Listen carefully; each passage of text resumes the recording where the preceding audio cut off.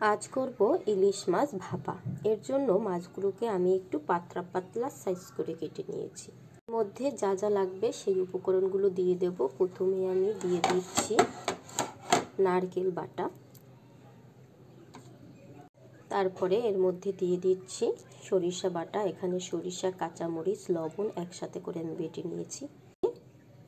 দিয়ে দিচ্ছি কাজু বাদাম বাটা, এরপরে পরিমাণ মতো লবণ, সামান্য হলুদের গুঁড়া, এখানে জিরা গুঁড়া, আপনারা চাইলে বাটা জিরাও ইউজ করতে পারেন, আর সামান্য চিনি,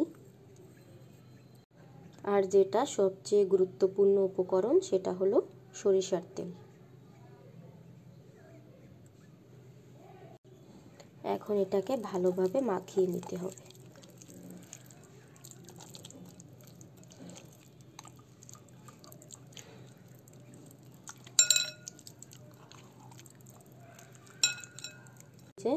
ভালোভাবে আমি মাছের গায়ে সব উপকরণগুলো মাখিয়ে নিয়েছি। আপনারা কিন্তু বেশি ঝাল খেতে পছন্দ করলে এখানে লাল মরিচের গুঁড়াও দিয়ে দিতে পারেন। আমি কাঁচা মরিচটা ইউজ করেছি। আর ভাপে দেওয়ার জন্য আমি এরকম একটা বাটি নিয়ে নিয়েছি। এর মধ্যে আমি মাছগুলোকে বসিয়ে দেব।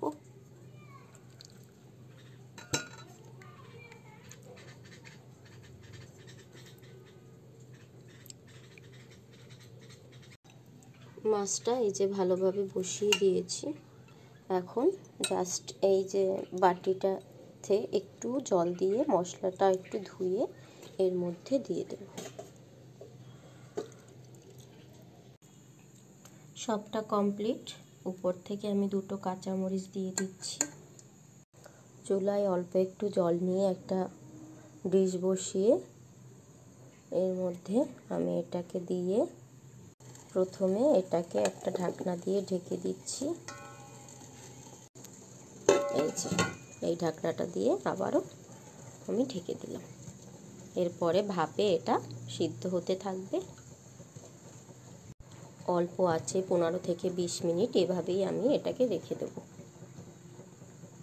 25 মিনিট রান্না হওয়ার পর এটা কিছুক্ষণ সময় রেস্টে ছিল। এরপরে আমি ঢাকনাটা সরিয়ে নিচ্ছি। এই যে কত সুন্দরভাবে রান্না হয়ে গেছে আমার।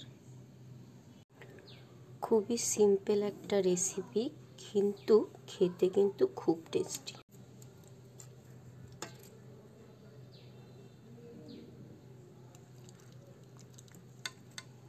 একেবারে ভালোভাবে সুন্দরভাবে হয়ে গেছে রান্নাটা। আপনারা কিন্তু বাসায় এভাবে একবার রান্না করে খেতে পারেন। এটা কিন্তু খেতে খুবই মজা লাগে।